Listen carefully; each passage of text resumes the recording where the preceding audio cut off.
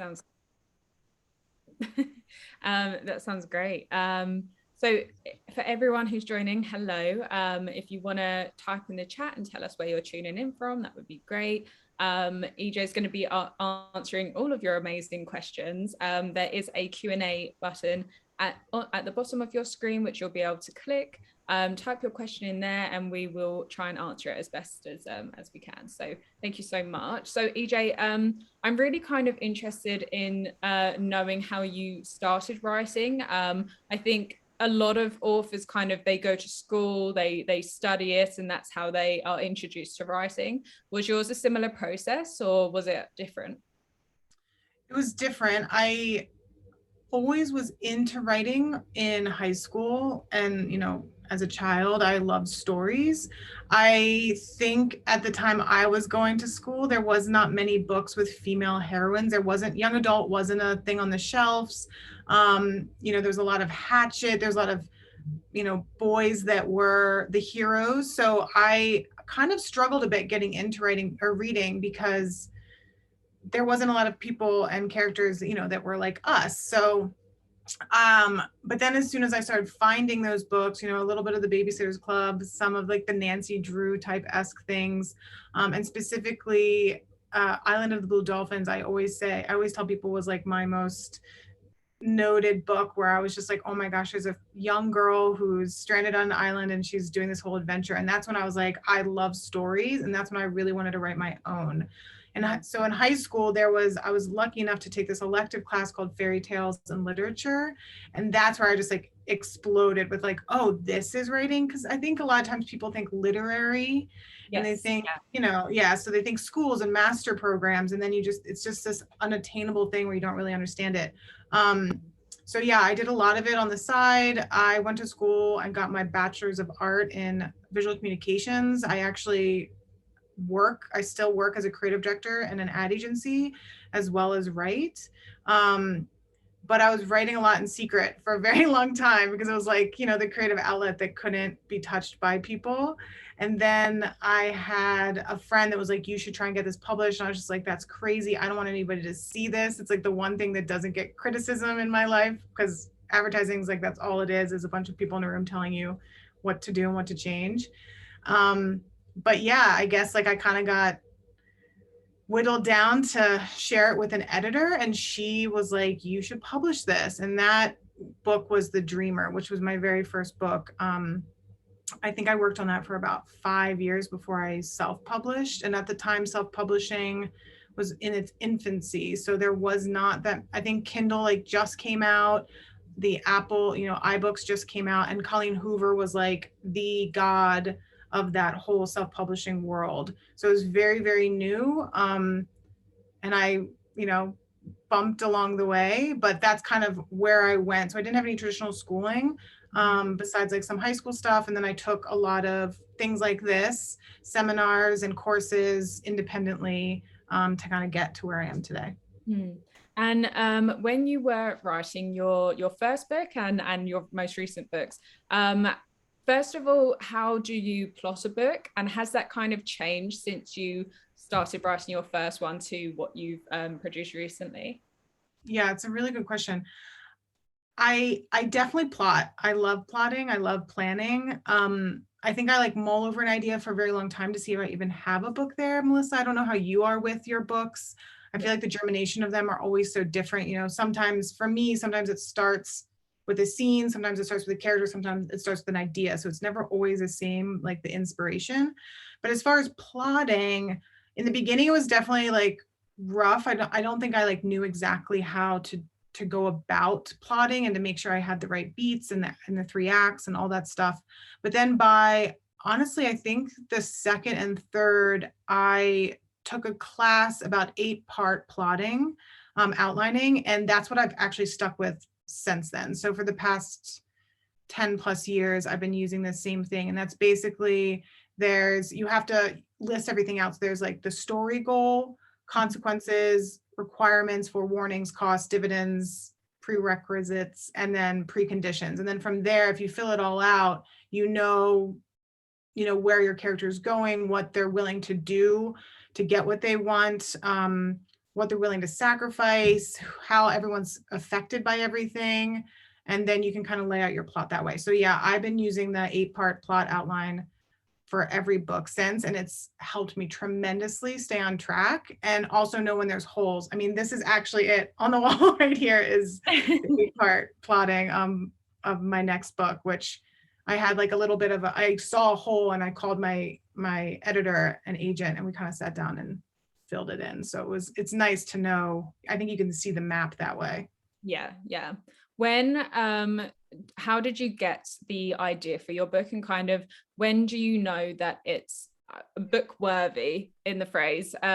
Does something click for you? Do you kind of, I know a lot of authors, they have a dream and then that's where their inspiration comes from, and that's kind of their click for them. So does that happen for you? How do you kind of know that this is the book that you want to write and then go on to publish?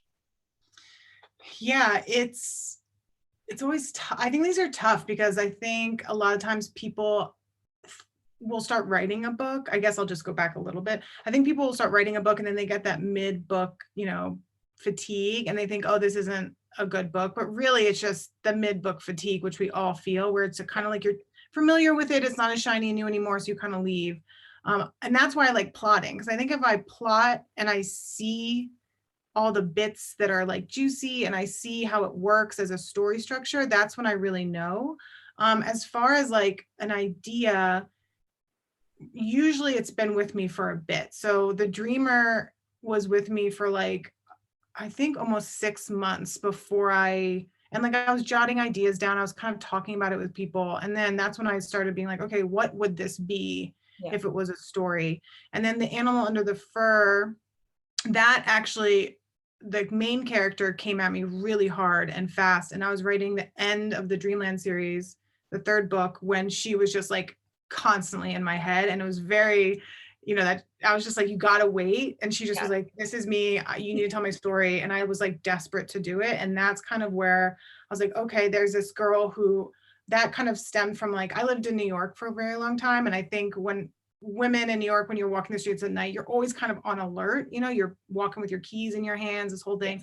So I kept thinking like, what would it be like if I was a woman that was not afraid of anything, of men, of anybody, like anything like that? And I was like, who would this person be? And that's where Animal Under the Fur came from. It was this woman who had heightened senses and basically wasn't afraid of anything. So I kind of built her story out of that. And that's when I was like, I think if it just stays with you and it just like gets you and then you get excited about it. Yeah. Because you're gonna, this, Melissa, like you are going to be with these characters alone for a very long time. So you have to like love them and be really interested in them to be with them for that long.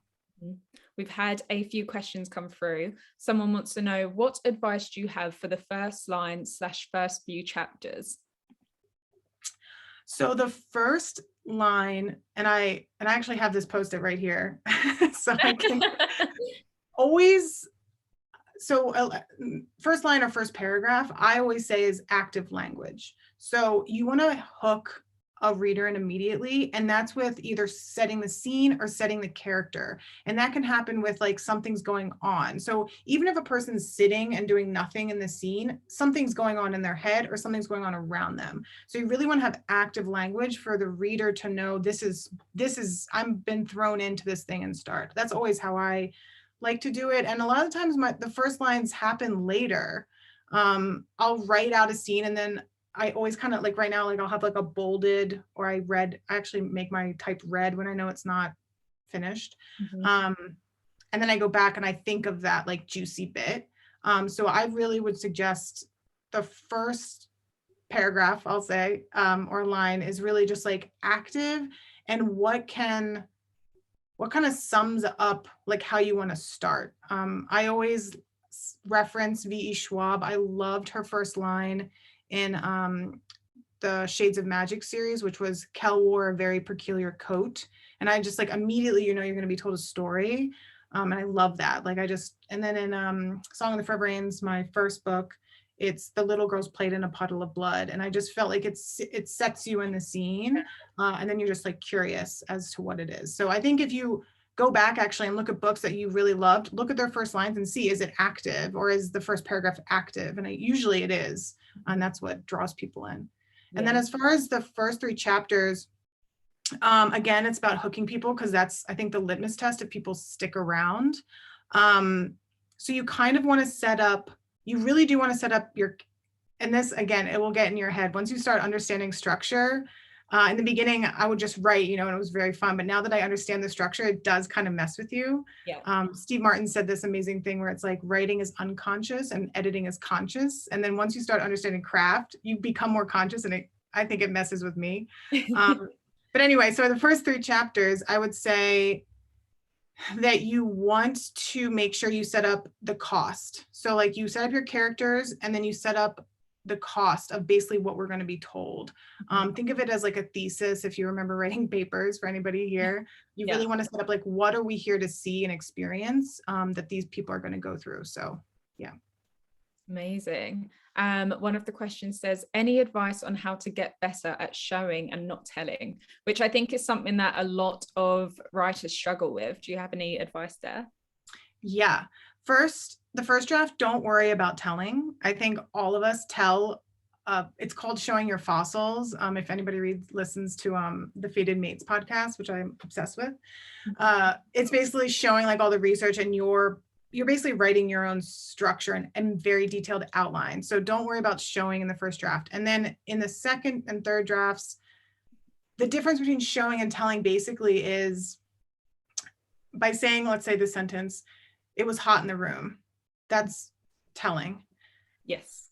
Then if showing is, sweat dripped down her neck from the heat gripping her, I think that's showing. So it's like what is the character, or if it's first person, it's like, I could feel this, or the sweat was dripping down my neck from the way the heat gripped me in the room, whatever it is. It's just like, I think you have to think about it, place yourself in the character, and that showing is more of like the reactions, the sensory stuff. So what are they smelling? So you don't have to say like, oh, it smelled bad. It could just be, the putrid aroma of the garbage like engulfed her senses. Like things like that is more showing than telling. So again, in the first draft, don't worry about telling, because you're telling a story, but then you can go back and revise to show. Would you kind of say that there has to be a balance between when you are showing and telling, or do you suggest that you always try and show and not tell? How do you kind of work towards that? Yeah, that's a good question.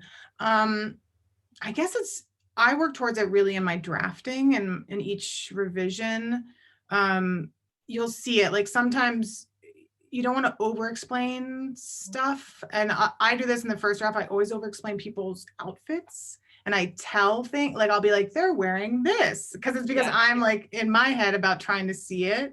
But then you go back and you're like, well, again, these are fossils. Like the reader doesn't need to know that the cravat was like tied in a certain way, like, so you just kind of say, you kind of gloss over it, and you try and really say something in like 1 or 2 sentences, because otherwise you're going to lose the action.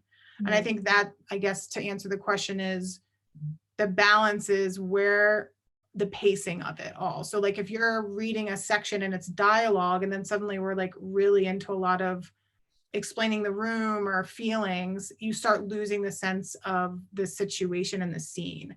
So it's really just cutting those things back. And again, these are in edits. So first draft, write as much as you can, write all the stuff, and then you start cutting the fat. And that's also when you have a really good editor. They will tell you, my editor tells me all the time, she will highlight and say, show. And then I'll go back and do that. Yeah. Megan wants to know, what is your revision process like?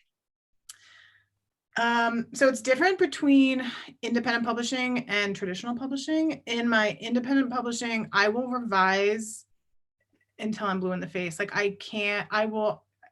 and Melissa, I'm sure you're the same way, but I feel like I can rewrite a sentence like 20 different ways. Oh yeah. Yeah. And it gets in the way sometimes. So like you have to be really, if you independently publish, you have to be really disciplined of like, this is my deadline. Like, this is when I have to hand it to my editor, my proofreader. And like, you kind of have to set like the end. Because if I could show you guys like my folders, and for my independent published books, like I think I've revised books like 20 times. Like that's how many times I've done it. And until like I had a strict thing with my editor, did I call that down. And then, but I guess overall, if you're going to do general, I'll write the first draft. Then I like to go back and I like to reread it before I send it to my agent or my editor. And I'll do some fixes, but usually it's very raw. Like it's very like there'll be chunks that say like add in emotion here or add in dialogue, and it's not finished. Yeah. I just have to get the bones down. Mm-hmm. Then I send it to my editor and my agent. My agent also kind of edits. And then they send it back to me and I do a revision, and that's when I add in and I take out. So I'll add in all the things that are missing. And then I take out all the fat and the fossils and the telling. And then from there, there's usually another round of edits. And then sometimes there's a third round. But usually with traditional publishing, there's not, just because of the time of everything, you really try and get it all down in about 2 edits, and then maybe 3 if there's like a little bit of tweaking. And then from there it goes into copy edits or continuity edits, which is with somebody else that basically make sure like, you know, this person's eyes stay the same color the whole time. Then there's copy edits, and then there's proofreading, and then there's final page passes, and then it's done. So how, when you were first reaching out to a indie press, what stage was your book at? Was you reaching out with a edited version? Did you go to an editor first and then reach out to them, or how did that kind of work? For independent publishing, like through a distributor? Yes. Or so I publish through Amazon, so it's different. So it's not, I just send that, you know, you set up the book and it's published that way. But if you're thinking about, there are a lot of agents that actually represent independent published authors. So I can talk about that a little bit. Yeah. So my agent, my agency is Brower Literary, and they do hybrid authors too, and they're amazing. So a lot of the times, what happens if you're independently published, you own the rights to everything, and usually you own the US rights or wherever you are. So if you know UK, wherever you are, and then there's these things called sub rights. And sub rights are basically worldwide rights. And a lot of agents, so like if you're, you know, selling like hotcakes in America or the UK or wherever you are, Australia, they'll do sub rights. So they'll basically take your book and they'll try and sell it in other countries. And then that's where you start getting that bigger distribution, which is amazing. Because if you're selling really well at home, you kind of want to keep that money for you. So your agent will then go and then they'll try and sell it to other countries. And then that's really where they come in, because that's a really good distribution. But I came to them by saying, so as an independent author, I basically I queried them like any other agency.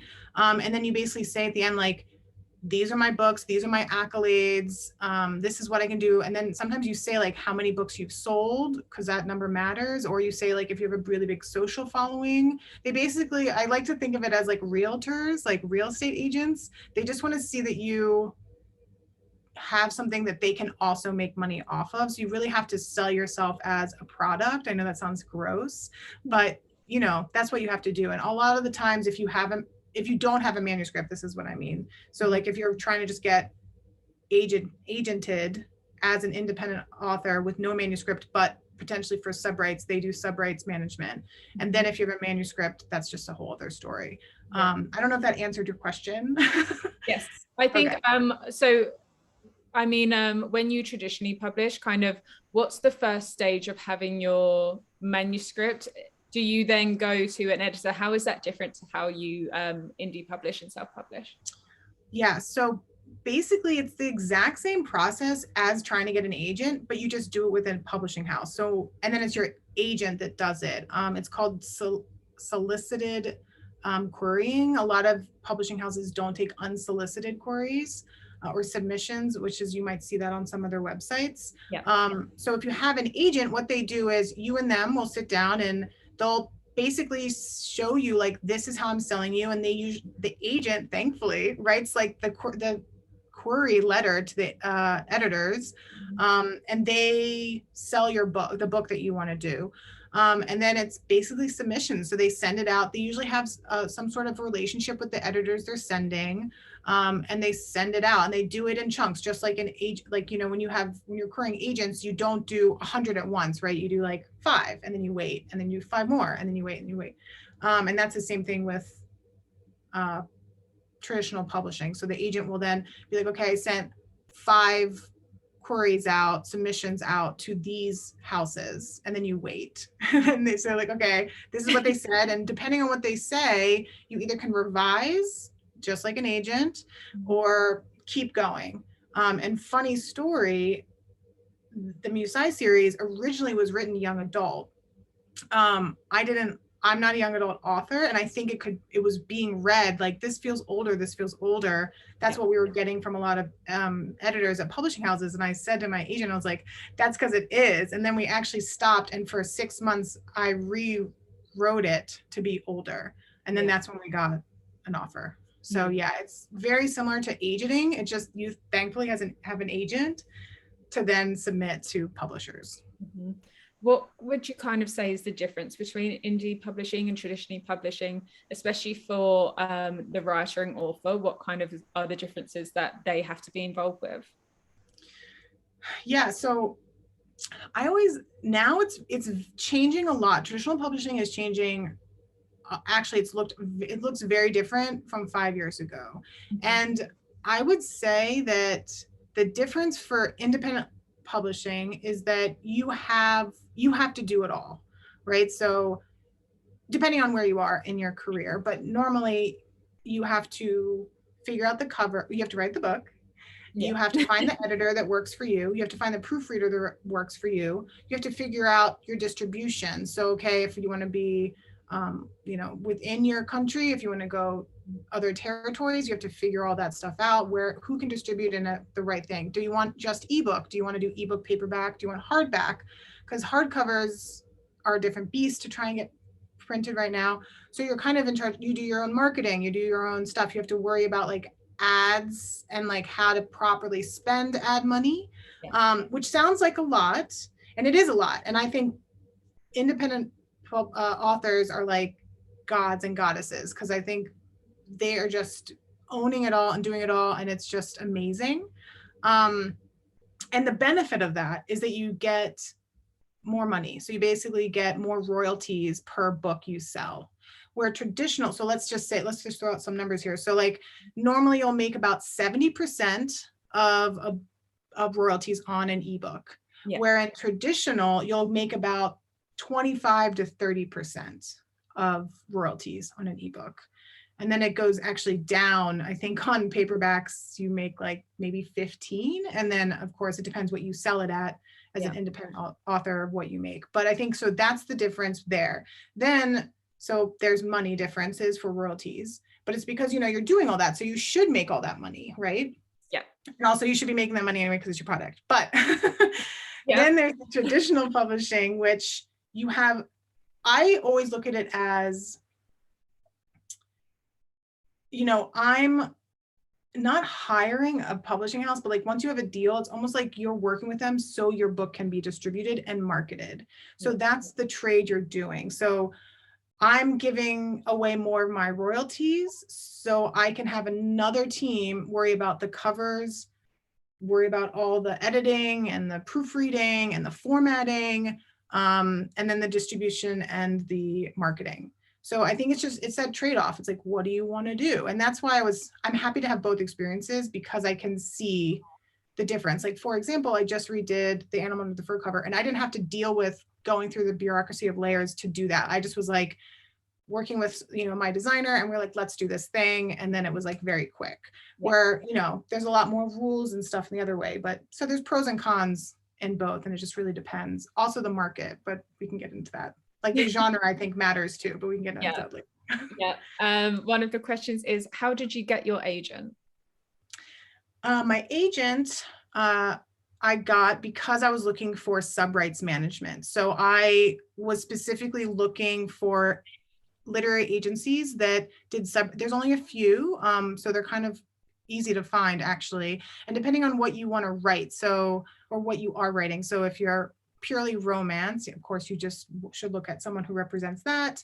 Yeah. If you're fantasy, if you're horror, whatever it is, definitely just query the house that does your genre.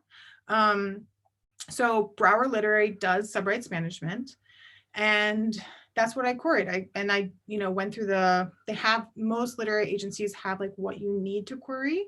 And The Animal Under the Fur just came out. I queried, by the way, I tried querying with The Dreamer, so I should start with that. I tried for a year to query, and everyone's like, we love this, but like new adult wasn't a thing yet. And they were just like, we don't know where this is in the market, blah, blah, blah. And I just believed in it so much that that's when I went and independently published. So anyway, so I got Amy through Subrights, and then I was working with her for a bit. And then I had this, I told her the idea for the Musai series, and she loves fantasy. And she was like, I want to rep you and try and sell this to, traditional published houses. And at the time, funny enough, cut to me like a while ago, 10 years ago, I was like desperate to sign with an agent and get traditionally published. And now I was like independently published, on a roll, getting readership. And I knew how long it took to try and get traditionally published. Like it's so slow compared to independent publishing. So when she said that, I had to sit and think about it, because I was just like, I have my readership, like this might not happen for like years. And it didn't happen for years. I think maybe 3 years till this book came out. I signed it a year, or 6 to 7 months of us, in the process. And then it was like another year of the whole thing. So it was a gamble, because I was like, I don't know what's going to happen to my readership. But yeah, that's how I got my agent as my full representation. She was my subrights agent. And then through this, she signed with me as a full agent. One of the questions says, how did you find your editor?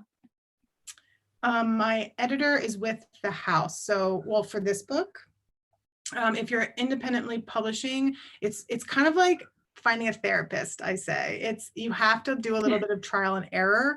There's a lot of, and Melissa, you might be able to help me with this, but I'm trying to remember like the websites that you can kind of like post like what you're looking for. There's a lot of like forums on Facebook. What are they called? I know which one you're thinking of, and I can't remember the name. I know that there are Twitter hashtags that do really well for finding editors and finding agents and things like that. I know which site you're thinking of, and it's not. Yeah, it's eluding me too. But basically, you can also do this way. You can find other independent published writers, and they usually thank their editors in the acknowledgement. So if they write a similar genre, like if you're writing contemporary romance, just look at the back and see who's their editor. And a lot of the times, they're for hire. So just look them up and see what their process is. And what they do is you send them sample pages, and then they send back a sample edit of those sample pages. And then you say like, is this somebody that you also have a call with them, and you really just need to have like good vibes, and they have to edit the way that you like. Like sometimes there's very harsh editors and people like that. And then sometimes people like editors that are just line editors, and people like content editors. It just depends what you want. And then from there is kind of where you start the relationship. But yeah, to find it, I think at the time I found mine through like a Facebook group. And then that website that I'm so sorry, it is seriously eluding me. I don't know. Yeah. But currently I'm working with the editor at Montlake. Through the Musai series. One of the questions says, how do you approach world building? I love this question. I could talk about world building for days. I guess let's just say I'm doing we're talking about fantasy, because I think it's different for genres. But for fantasies, and I'll do the Musai series because that's the most recent in my head. I knew that the sisters wanted to have magical abilities, and I knew that it was going to be a time, fantasy. But I was like, well, what kind of fantasy? There's like Viking fantasy. There's like Baroque fantasy. It's basically all over the place. So you kind of have to set, and it can be a mash of a lot of things. So you just kind of have to figure out first, like if your people characters, protagonists, antagonists have magical abilities, what is that? What are the rules around that magical system? And because there always has to be something, otherwise everyone's just like free wielding it, and it doesn't really have that much of like a cost, right, of your magic. So you kind of figure out that.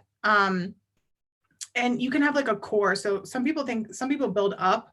I kind of build like from the center. So like mine is like, okay, there are these sisters, and it's very simple. So it's like there's these sisters who they each have song, dance, and music as their magical abilities. And then like I build out from that. So I'm like, okay, well, is it all elemental magic? And mine isn't. It's like a mix. It's basically like a birthright that you're given from the lost gods. Some people have it, some people don't.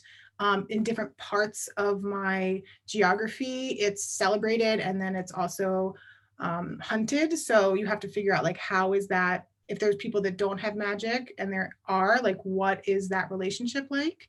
And so, yeah, I like talking about this because I feel like you're building a world, right? So you have to kind of build like the structure of like the government, like what is the, like, how do people buy stuff? How do people get around? Is it, are there guns? Are there not guns? Like things like that. And then you kind of start thinking about where do they live? And then how far are they going in your story? Are they staying there? Like the first one, Lakira's story, she kind of only traveled to like 3 places. I still had the map. I draw maps too. Excuse me. Talking. I love it. That's great. Yeah, so I guess you start center and you kind of like think about those things, like how a world would be built. And then I draw maps and I do a lot of mood boards per city and per character, because it just helps me. I'm a very visual person. And then I also, if I'm stuck in a place, I start writing lore, because a lot of the times there's history and it never makes it into the book a lot of the times, but I need to know, like, if there's gods, what is the god story? So I kind of write that lore, that Bible, if you will. It's not as big as a Bible. It's, it's only a few pages, but I try and get it down so I know the threads that are kind of woven into the history of everything. And then it does seem like a lot, right? So there's like a bunch of different places that I'm pulling from, but then again, the plot outline will pull it all back down and simplify it into those 8 parts. So you're not just like, holy moly, like, what am I going to do with all this now? I think it's better, in my mind, I like having a lot, and then I kind of just pull pieces from it to put into my story. Yeah. Do you have any recommendations for any favorite craft books or resources that people can find? Because especially for world building, as you said, there's so much that you have to think about. You have to think about the politics, you have to think about the geography, you have to think about even little things like what happens when someone does wrong. Do they go to jail? Do they get dangled off the side of a cliff? Like what happens? And there's so much to think about. So kind of, where do people start? Well, it's interesting. I actually never read any books for world building myself. I think I just started doing it and I started figuring out what works for me. But then I also started listening to a lot of podcasts. So I don't necessarily have books for you to read. I did read On Writing by Stephen King, which I found very enlightening. I also read the book What We See When We Read. It's very short. It's very like interesting. It talks about literally what we see when we read, and it's beautifully designed. But then I started listening to First Draft podcast with Sarah Ennie. I listen to it religiously, and she interviews tons and tons of authors, and they all talk about world building. And some of the things that they've talked about has really helped me. One of them actually talked about world core the other day, and I was like, oh, that's kind of interesting because it's like kind of what I do. But the fact that she named it made me like solidify it. And it's basically starting like, like a planet has a core and then you build out. So there's like layers. And then I also listen to First Draft podcast, which is Sarah McLean and her friend Jen. I can never pronounce her last name, but they do such an amazing job breaking down romances, tropes, the whole thing. And it really teaches you craft, like just by listening, and you're like learning about a romance book too, which you want to go read. They just do such a good job understanding craft and why certain tropes work and don't. So if you like podcasts, those are my 2 like go-tos. But yeah, for world build, that I guess that's my answer for that. I don't have like a specific like world building book, but yeah. Amazing. So as mentioned, this event will be cutting short just by around 10 minutes. So if there are any questions that you really want to get out, please do put them on the Q&A now. EJ, how do you know what kind of cover is right for your book? Especially I want to know about indie publishing. How do you kind of develop that idea, and how do you find those resources to create that? But also with traditionally publishing, do you have any control over what your cover looks like? Yeah, so independent for indie publishing, I find it harder, honestly, a bit because, well, first I do my covers. So with, sometimes I'll bring in like a designer for typography and certain other things, but I want to have control over that because I love designing. And I think sometimes I have problems separating what I like in design and what I know works in the marketplace. So I think the best thing to do is to look at what is selling right now and like what is the trend. And then again, you don't want to get like lost in it, right, as like another one, but you do have to understand that like a lot of historical romance shows, there's like two ways of doing it, right? There's like vector art, or there's like the ripped bodice, the clench covers, and that's what people are used to buying. So if you want to sell in that market, even if you might not like one of those things, you kind of do have to think about it and how you can apply it to your covers for it to sell. Because again, people cover buy all the time. People see it, they know like this, that, and everything. And again, with Animal Under the Fur, I really liked that cover, but it was not reading as a contemporary romance, like action romance. So I changed it to be more of what people are used to buying now. And I've seen a difference just in the few weeks that it's been around. So again, I think I would just look at the genre.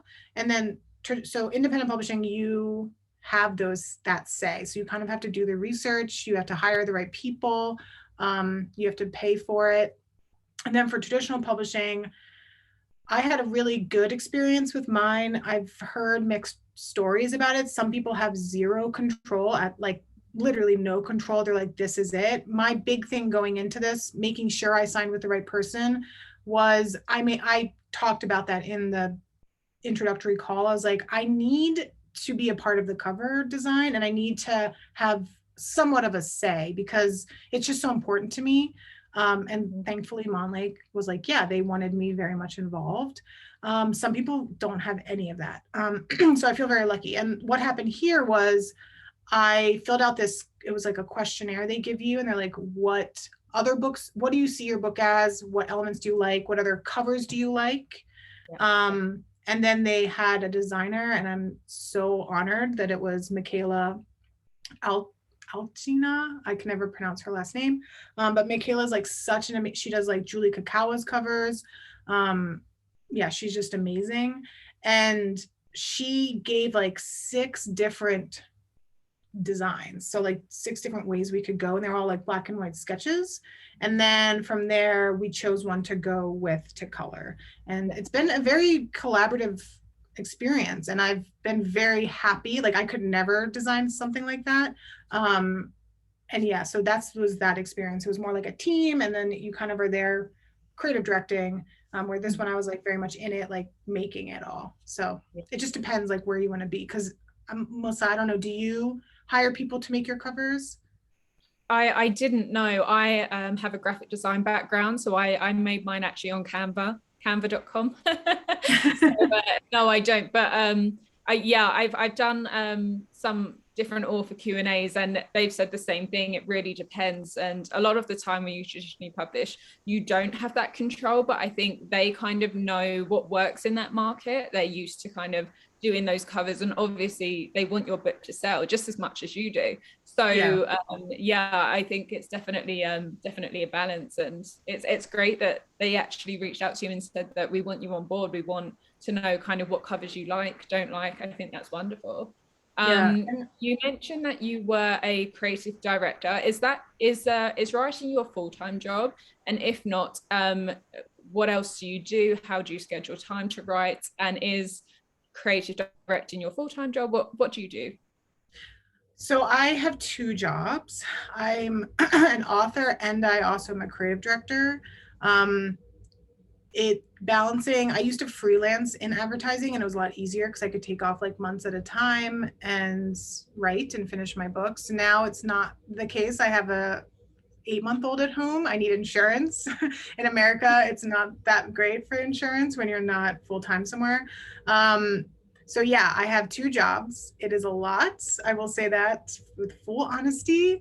The reason why I'm not like all writing is that it's hard. I mean, I think they look at people on the bestsellers list and make like the 1% that are just like going at it. And they're like, oh, that's how it is. And it's the 1%. It's like a very few people that are making like millions of dollars or hundreds and thousands of dollars a year on books. And they have to be able to they have to have some situation to dedicate to it. And that's why I want people to understand, like, you can be an author and have another job. I think people assume like, oh, if it's not my full-time income, then I can't call myself a writer. You can. If you've published a book, if you're writing a book, you're a writer. And I don't want anybody to like shame anybody else into that. I'm a creative director, so I basically have a job from Monday to Friday. I write in the mornings before that job. Then I do the job, and then on the weekends I write, on Saturday and Sunday at some point, and then spend some time with my family in the other hours. But yeah, especially on deadline, I'll be a little bit more like in this room working. But yeah, I have 2 jobs. Amazing. Are there any last minute questions? EJ, is there anything you kind of want to tell anyone? Do you have any advice for anyone who wants to start and they just don't know where to start? That could be writing, publishing, marketing even. I'd love to know what advice you have.